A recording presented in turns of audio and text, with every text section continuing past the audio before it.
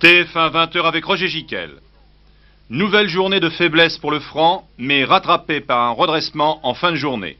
Le point avec Emmanuel Delataille. Après que Valéry Giscard d'Estaing ait préconisé de nouveaux rapports entre la France et l'Algérie, le point sur les relations actuelles entre les deux pays par Gérard Saint-Paul. Cas de conscience pour les Australiens, doivent-ils exploiter et exporter leur uranium? Un reportage de notre envoyé spécial Régis Faucon.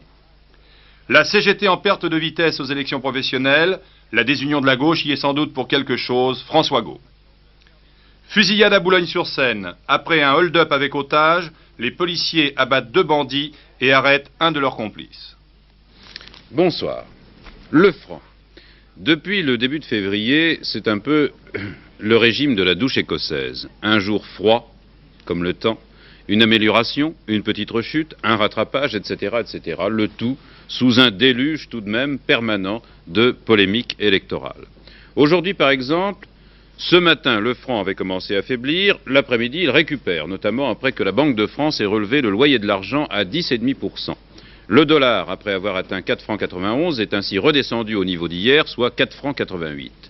Avec Emmanuel Delataille, nous avons vu dès le départ que cette courbe en dents de scie pouvait durer au gré des sondages électoraux jusqu'en mars et qu'elle était donc dangereuse pour une spéculation qui reste d'ailleurs extrêmement prudente. Le point maintenant, à la fin de cette semaine, de soubresaut sur notre monnaie, Emmanuel Delataille. Les remous électoraux du franc ont été marqués par une certaine disproportion entre la tempête d'invectives politiques et des marchés certes nerveux mais sans aucune panique. Ce qui rappelle certaines vérités élémentaires en matière de monnaie. Primo, la valeur du franc est un double impératif vital, car c'est ce qui pousse des épargnants petits et grands à investir ou non dans l'économie et commande la valeur du travail national pour payer les importations.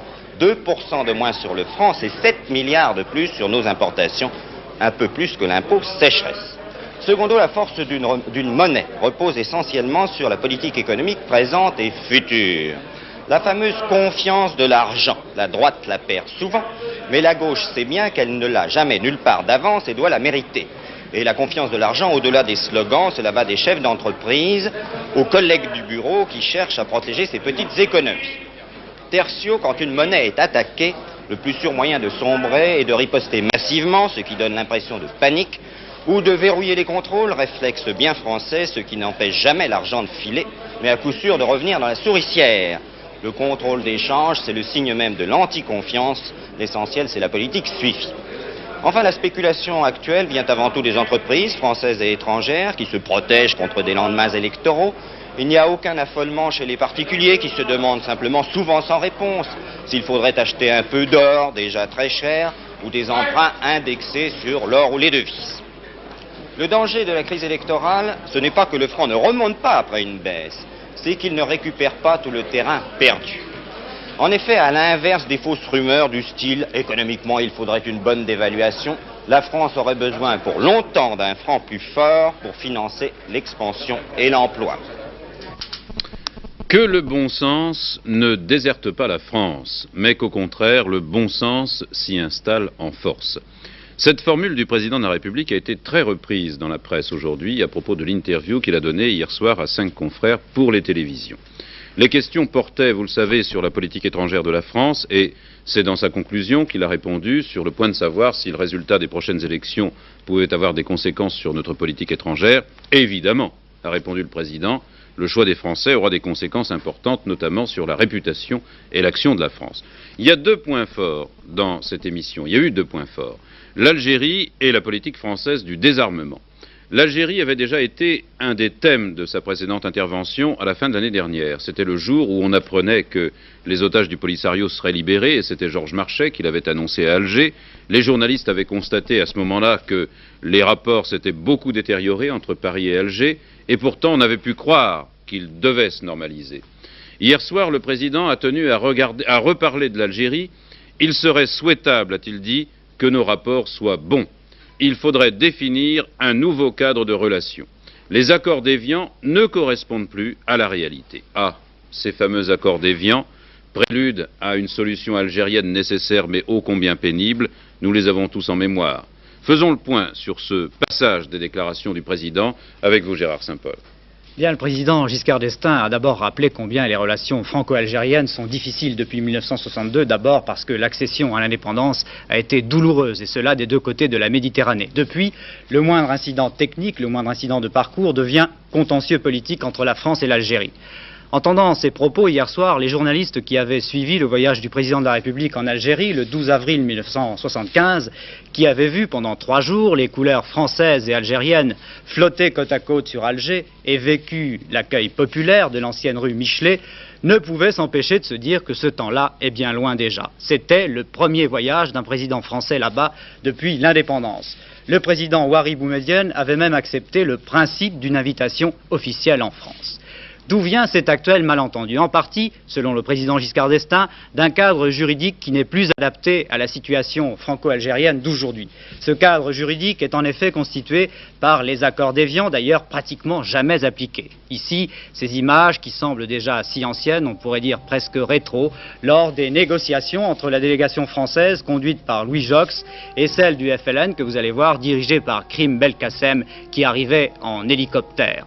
Selon ces accords, par exemple, aucune dépossession de biens français n'était prévue sans indemnisation préalable. Or, la récente loi d'indemnisation des rapatriés a été votée sans aucune considération de cet attendu caduc et complètement dépassé. Alors, comment imaginer un nouveau cadre? En créant des commissions de haut niveau pour régler les problèmes de la situation des deux communautés vivant ici et là-bas, en Algérie, et un organisme de concertation économique, à condition que les mêmes dispositions d'esprit prévalent de part et d'autre de la Méditerranée. Or, il faut bien dire, après les récentes déclarations du ministre algérien Bouteflika sur l'attitude adoptée par la France en Afrique, il faut bien dire que le différend est proprement politique. Pour l'instant, aucune réaction d'Alger aux propos d'ouverture du président Giscard d'Estaing. Le deuxième passage de l'interview télévisée du président de la République, qui mérite d'être repris ce soir, c'est celui qui concerne la défense nationale dans le cadre d'un plan de désarmement. Et oui, les deux choses vont ensemble. Le chef de l'État participera à la session spéciale des Nations Unies sur le désarmement en mai prochain à New York. Il y défendra ses thèses pour un vrai désarmement et un vrai contrôle qui ne soit pas réservé aux deux superpuissances. D'où son idée d'une agence internationale des satellites de contrôle. Mais comme le désarmement général, hélas, n'est pas réaliste, l'expérience l'a montré, il nous faut conserver ce que le président a appelé notre droit à la sécurité, c'est-à-dire une force nucléaire et un armement dit conventionnel. Et là, pour M. Giscard d'Estaing, il y a des équilibres. Le risque, a-t-il dit, est qu'à partir d'une crise politique locale, on en vienne à utiliser, bon, d'abord les forces classiques, le maintien de l'ordre d'abord, les forces classiques ensuite, et après, à la fin, les moyens nucléaires. Le détonateur, c'est donc le risque d'un déséquilibre dans les moyens conventionnels, les tanks, les avions. C'est ça qu'il faut rétablir dans une conférence européenne qu'il propose. Pourquoi la France se sent-elle en infériorité? C'est là-dessus que Thierry Tsitivo va nous apporter ses lumières. Le risque principal en Europe étant la crise qui ne mettrait en jeu que des moyens conventionnels, il convient que ceux-ci soient à la mesure de l'État qu'ils doivent défendre. Sur ce plan, nous sommes très en retard par rapport à l'Allemagne fédérale, non pas pour le nombre de soldats, mais pour les armements dont ils sont dotés. Un gros effort sera donc entrepris pour équiper nos unités des moyens classiques qui leur permettront de compter en cas de crise. Pourquoi développer des armements classiques alors que nous possédons l'arme nucléaire, dira-t-on? Tout simplement parce que son utilisation éventuelle est politique et qu'il ne convient pas de faire de l'arme tactique une super arme conventionnelle. La France va donc développer considérablement ses moyens de dissuasion d'ici 1990 en travaillant sur la portée et la précision des missiles, sur le durcissement des ogives à tête multiple et sur la puissance des charges. Enfin, il faudra que d'ici là, dans le cas de l'échec du désarmement, la France étudie d'autres types d'armes telles que la bombe à neutrons ou le missile de croisière. Quel vaste, redoutable et même angoissant problème que celui des armes nucléaires et de leur prolifération. La France, quand elle vend ses usines de retraitement, par exemple au Pakistan, estime prendre toutes les garanties pour éviter cette prolifération. Mais est-ce qu'on s'est posé la question de savoir si posséder de l'uranium, ça n'était pas encore plus embarrassant? Eh bien, nous allons prendre ce soir le cas de l'Australie. Oui, là-bas, tout au bout. On vient de découvrir la semaine dernière un fantastique gisement qui serait le plus important du monde occidental. Il est de 10 fois supérieur, en tout cas, à ce qu'on en attendait. Et déjà, il y a beaucoup de pays sur les rangs pour acheter cet uranium, notamment les États-Unis, la France, l'Allemagne fédérale, le Japon. Cela peut représenter d'énormes bénéfices pour l'Australie, mais en même temps, ça ne fait pas l'unanimité chez les Australiens. Vous allez le voir dans un reportage de Régis Faucon, réalisé récemment. Une chance. Cette mine où nous nous trouvons, la mine de Mary Kathleen, près de Mont Isa, dans le nord de l'Australie, n'est pas particulièrement importante, ni particulièrement impressionnante, et pourtant, elle est au centre de l'actualité, pourrait-on dire, ici en ce moment. Car elle présente cette particularité, c'est la seule qui produise actuellement de l'uranium. Or, l'uranium est l'objet d'un véritable débat national. La question est de savoir si l'on doit, oui ou non, exploiter et exporter cet uranium. L'Australie est une véritable mine, j'allais dire d'or, mais je pourrais dire aussi d'argent, de fer, d'étain, etc. Elle revient 17 fois dans la liste des 20 plus importants producteurs mondiaux, et en ce qui concerne l'uranium, elle possède le quart des réserves connues du monde occidental. La tentation était donc grande d'exploiter ce formidable filon, mais le gouvernement a trouvé en travers de sa route des écologistes, des pacifistes, des intellectuels et même certains syndicalistes opposés à l'exploitation et surtout à l'exportation de l'uranium. Chacun a ses arguments et le gouvernement affirme pour sa part que l'on ne vendra pas à n'importe qui.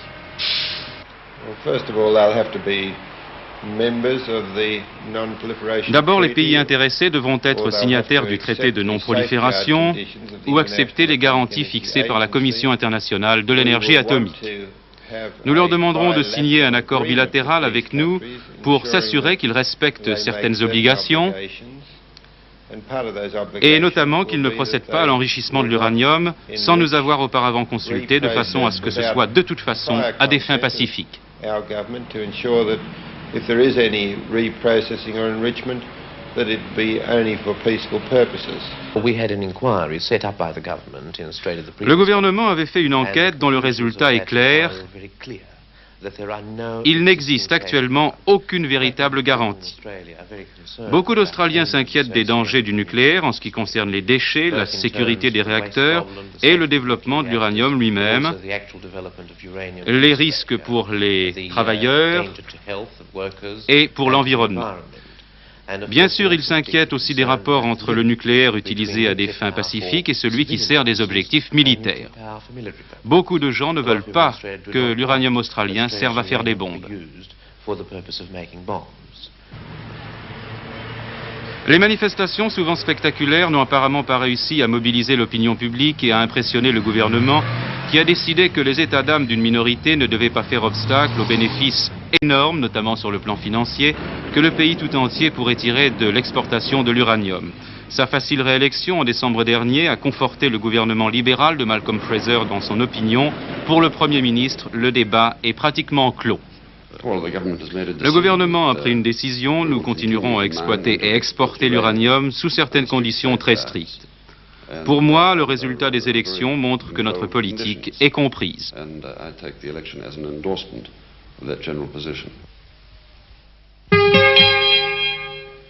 Nous sommes à 30 jours des législatives. Le débat politique s'amplifie, c'est naturel, mais souvent c'est le samedi et le dimanche que se font les discours importants dans les circonscriptions comme au plan national.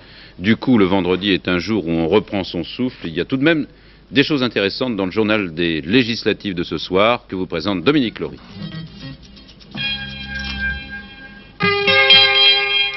La polémique PCPS se poursuit par meeting interposé. Georges Marchais hier à Saint-Brieuc, la discipline républicaine réclamée par le PS n'est qu'une tentative d'usurper les voix des travailleurs. Le Parti socialiste envisage une fois de plus d'exclure les communistes du gouvernement et il compte pour cela sur le concours de M. Giscard d'Estaing. En un mot, le Parti socialiste repousse notre appel à l'union et il demande aux électeurs de lui donner un chèque en blanc. Comment pourrait-on accepter une prétention aussi exorbitante? Et comment, dans ces conditions, ne pas se poser une question grave. Le Parti socialiste veut-il vraiment la victoire de la gauche? Autre petite phrase à retenir, Jean-Pierre Chevènement en Moselle, je suis convaincu que les désistements à gauche s'effectueront convenablement et qu'un accord interviendra au lendemain du second tour entre communistes et socialistes. Christian Belac, ministre du Travail, à Toulouse, François Mitterrand demande aux Français de lui signer un chèque en blanc. S'il se laissait abuser, il s'apercevrait le 20 mars que ce chèque était à l'ordre du Parti communiste. Inquiet des risques de guerre civile après les élections, quel que soit le vainqueur, Marcel Dassault propose une réunion des chefs de tous les partis, de la majorité comme de l'opposition, pour mettre au point sous l'autorité du Premier ministre un programme d'union nationale. Bataille de sigles entre Raymond Barre et les radicaux de gauche.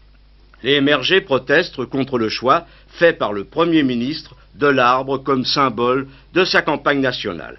Un symbole qui ressemble étrangement, estime-t-il, à celui des radicaux de gauche. 1000 cars, 57 trains spéciaux, 80 000 personnes sont attendues demain à la porte de Pantin pour la fête du RPR. Le Rassemblement pour la République entend démontrer sa puissance et sa force de mobilisation.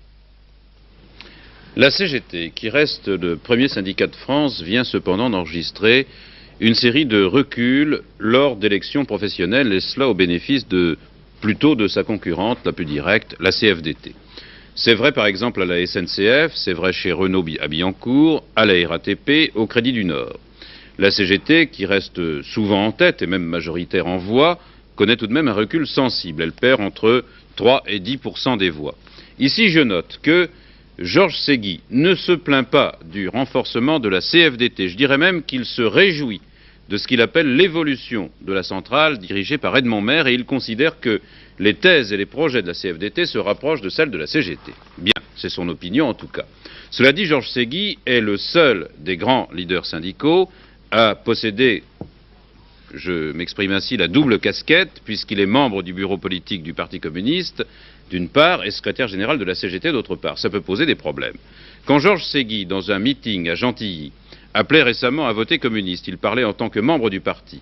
Mais on pouvait aussi ne pas faire la distinction avec sa fonction de chef syndicaliste. Comme il y a ambiguïté, il y a eu confusion. La CGT n'a pas donné de consigne de vote, mais on sait où sont les sentiments de Georges Ségui. D'ailleurs, pour la CFDT, ce soir, Georges Ségui utilise sa notoriété syndicale pour appeler publiquement à voter pour son parti politique. Et la CFDT demande au parti de gauche de se prononcer dès maintenant pour le désistement automatique en faveur du candidat de gauche le mieux placé au premier tour.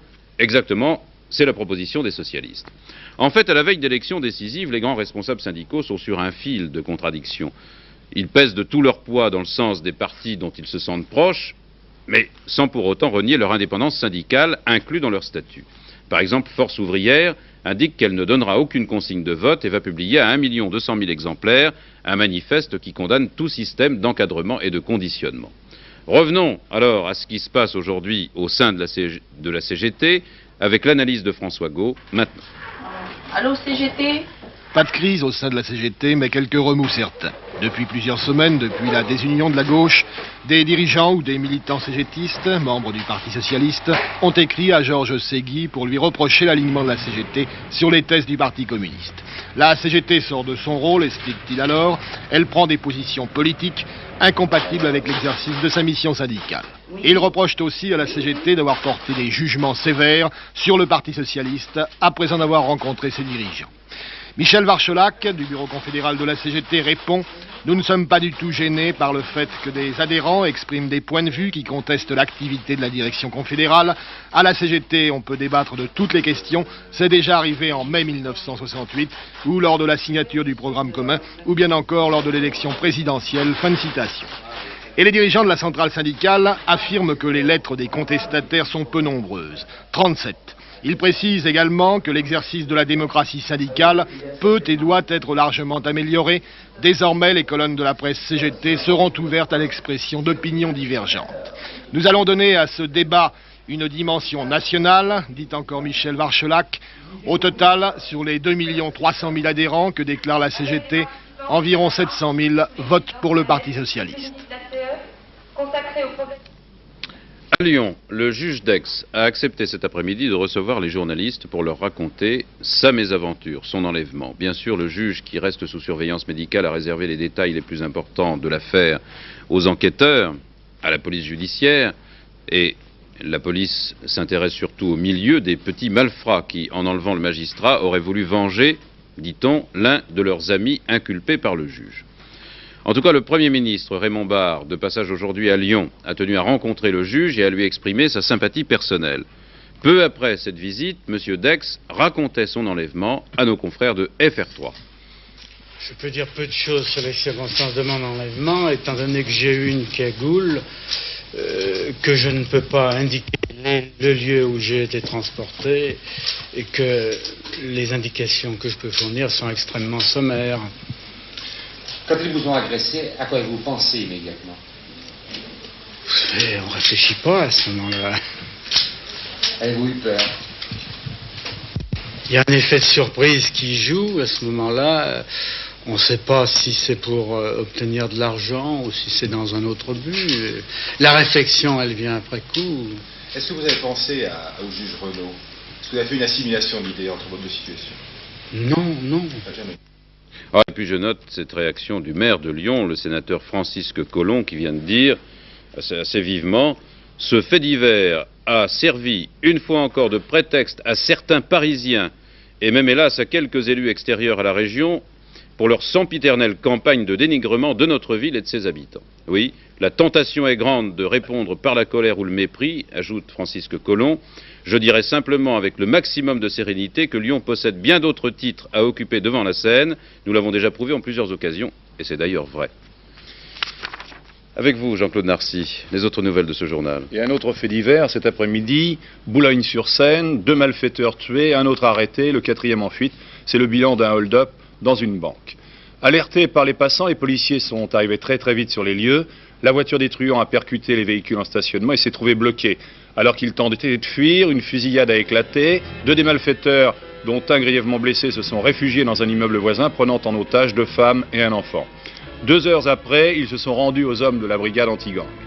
Le témoignage du commissaire Leclerc qui raconte comment les policiers ont donné l'assaut à l'appartement pour libérer les otages.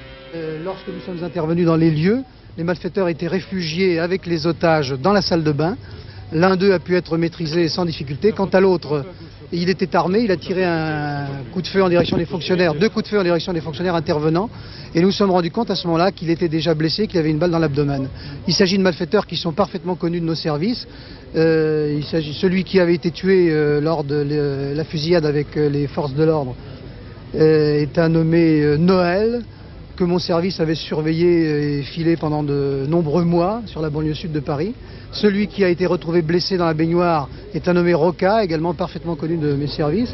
Et quant à celui qui a été neutralisé sans problème, il s'agit d'un certain Olas, parfaitement connu également des services de répression du banditisme. Comment s'est passée l'entrée dans l'appartement? Bien, nous avons dû briser la porte et donner l'assaut immédiatement. Merci. Les États-Unis ont adressé une mise en garde à l'URSS contre le fait que toute offensive éthiopienne en Somalie pourrait transformer la Corne de l'Afrique en une zone de tension. Les États-Unis, la Grande-Bretagne, la France, l'Allemagne et l'Italie, à la suite de cette contre-offensive éthiopienne, aidée par les Soviétiques, ont fait savoir à Moscou qu'ils réexamineraient l'embargo sur les armes décidé contre la Somalie. Liban, les tirs ne cessent plus depuis ce matin dans la banlieue de Beyrouth entre les milices conservatrices et les troupes syriennes de la force arabe de dissuasion qui encerclent le secteur avec des chars. 3 obus sont même tombés près du camp de réfugiés de Chalita. Sur le plan politique, les contacts se poursuivent pour tenter de mettre un terme aux accrochages sanglants qui auraient fait en 3 jours 100 morts chez les Syriens et 30 du côté libanais. Et encore, le bilan officiel n'a pas encore été donné. Pas de ferry pour Alger et Tunis pour demain. Le personnel navigant a déposé un préavis de grève. Les départs de Marseille sont prévus pour dimanche matin. Voici les 2 premières voitures du futur métro d'Atlanta en Géorgie. Elles vont quitter l'usine de la société franco-belge à Remes, près de Valenciennes, qui construira en tout 100 voitures. Le nouveau métro d'Atlanta fonctionnera le 25 décembre prochain. 280 millions de francs, c'est le plus important contrat français aux États-Unis avec les Falcons de Marcel Dassault. La société franco-belge a déjà réalisé les nouvelles rames du métro de Paris et les fameux trains Corail. L'aéroport de Paris, lui, est chargé de la construction de la nouvelle aérogare du Caire, qui sera mise en service en 1981. Le contrat d'un montant de 13 millions de francs a été enlevé par l'aéroport de Paris face à une vingtaine de concurrents du monde entier. Un hélicoptère s'est écrasé cet après-midi, en fin d'après-midi, au col de l'Escriné dans l'Ardèche, entre Privas et Aubenas. On ignore s'il y a des victimes. 11 millions de Français, c'est-à-dire 1 sur 5, ont pris des vacances d'hiver de septembre 1976 à mai 1977. Le tourisme d'hiver se porte donc très bien. C'est l'une des constatations faites par les professionnels du tourisme lors de l'ouverture de la 3e semaine mondiale du tourisme. Ça s'est passé ce matin d'ailleurs et ça a été inauguré par M. Jacques Médecin. 200 organismes y participent. Tour opérateurs, transporteurs maritimes, ferroviaires, routiers et aériens, agents de voyage et enfin office de tourisme de France ou de l'étranger. À cette occasion, Pierre Sauté, le délégué général d'Air France, a été choisi comme la personnalité de l'année touristique pour sa contribution à l'essor du tourisme dans tous les domaines. Promouvoir la chanson française dans le monde, c'est l'objectif du prix de la jeune chanson auquel TF1 est intimement associé. Créé par les échanges francophones, cette récompense concerne tous les artistes d'expression française. Pour 1978, le prix a été attribué à Jean-Michel Karadec, un jeune chanteur breton de grand talent. Et puis parmi les autres lauréats, pour les Antilles par exemple, le groupe Beau Soleil Broussard. En ski, par suite du vent violent, la descente du Kandahar n'a pas pu avoir lieu aujourd'hui sur la piste des Houches, près de Chamonix. Si les conditions sont plus favorables, cette descente devrait avoir lieu demain matin, juste avant les 2 manches du slalom spécial messieurs. En football, les joueurs professionnels du Red Star ne joueront pas demain contre Lille en championnat de France. Ils n'apprécient pas du tout, mais pas du tout, de ne pas avoir touché leur paye de décembre, ni partiellement celle de janvier. Tabarly nous l'a annoncé cet après-midi, c'est maintenant officiel. Il va pouvoir participer à la dernière manche de la course autour du monde, Rio-Portsmouth. La Fédération française de voile a obtenu la requalification de Penvic 6, malgré sa quille en uranium. Éric Tabarly quittera donc Rio le 22 février prochain, et cela avec l'accord des organisateurs britanniques. Ah, ça c'est une bonne nouvelle. Bon, le temps, vous l'avez évoqué avec le Kandahar. C'est assez long sur le temps. Non seulement le froid s'installe, mais encore il s'accentue. Et le temps s'annonce médiocre pour les départs en vacances de neige, les vacances scolaires de la zone A. La circulation est très perturbée par la neige dans beaucoup d'endroits. Je vous en donne 2 exemples. Dans les Pyrénées, il a fallu 3 semaines d'efforts pour débloquer Puy-Morins et l'Hospitalet, où les voitures ne circulaient plus, où les maisons s'écroulaient sous le poids de la neige. D'autre part, tout le massif des Cévennes a connu des chutes de neige importantes aujourd'hui. Même l'arrière-pays niçois est transformé en paysage canadien en quelque sorte. Vous allez voir ici la route de Sainte-Baume, au plan d'Ops, 50 cm de neige tombée en une journée, et ça n'était pas arrivé depuis 5 ans. Et quand ce n'est pas la neige, c'est la pluie battante qui perturbe la circulation sur les autoroutes dans le Midi. Beaucoup de difficultés également en Bretagne, et là la neige et le verglas ont rendu la circulation dangereuse dans les côtes du Rhône et dans le Finistère, dans les côtes du Nord, et dans le Finistère ce matin. Difficultés dans le Lyonnais également. Et puis j'apprends que des centaines de véhicules ont été bloqués dans les Deux-Sèvres cet après-midi à l'entrée de Bressuire.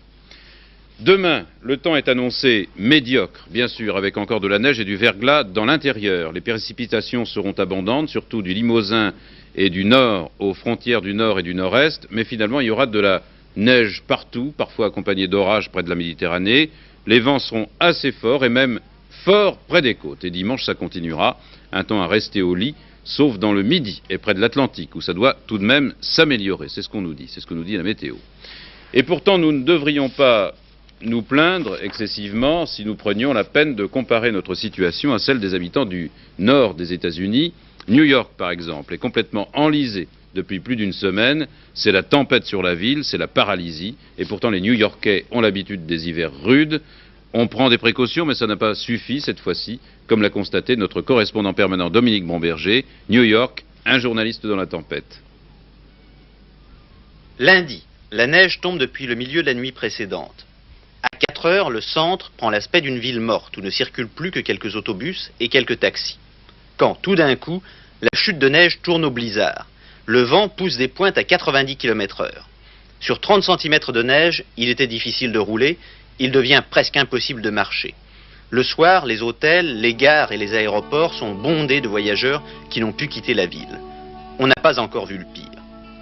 Mardi, la couche de neige atteint 60 cm au centre de la ville. En banlieue, des congères hautes, parfois de 2 mètres, se sont formées à proximité des maisons, contre les voitures, au milieu des rues. On n'a apprend qu'il y a eu plusieurs morts.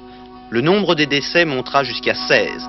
Banlieusards égarés dans la tempête ou vieillards intoxiqués dans des maisons trop froides par des chauffages d'appoint mal réglés. Dans les faubourgs, des groupes de volontaires s'organisent pour venir au secours des plus menacés. Mercredi, la tempête a cessé. Le soleil brille par moins 8 degrés. Après 52 heures de fermeture des 3 aéroports, le trafic aérien reprend et l'on mesure l'ampleur de la catastrophe. Le gouverneur de l'État demande au président Carter de proclamer New York zone de désastre. 4000 voitures abandonnées sur des autoroutes totalement impraticables, parfois portes ouvertes par des conducteurs éperdus devant chercher leur chemin dans la tempête. Au moins 250 millions de francs de dommages. La ville de New York, déjà mal en point financièrement, n'avait pas besoin de cela. Au soir du 3e jour, l'activité dans le centre de la ville revient peu à peu à la normale. En banlieue, en revanche, il faudra beaucoup plus de temps pour éliminer les dernières traces de la tempête. D'une tempête qui sera restée dans l'esprit de beaucoup comme une catastrophe. Dans l'esprit d'autres, en revanche, comme une surprise étonnante, car dans une ville où l'on peut très bien se faire attaquer sans que les passants se détournent le moins du monde de leur chemin, on a pu assister à des scènes d'un dévouement et d'une générosité incroyable. TF1, New York. Enfin, à New York, ça prend tout de suite une tempête de neige des proportions extraordinaires. Et puis, attendez, ça n'est peut-être pas terminé, on annonce une nouvelle tempête sur New York aujourd'hui. Voilà, bonne soirée à tous au nom de toute l'équipe de TF1 Actualité. Dernier journal, Dominique Baudis, vers 23h20. Merci.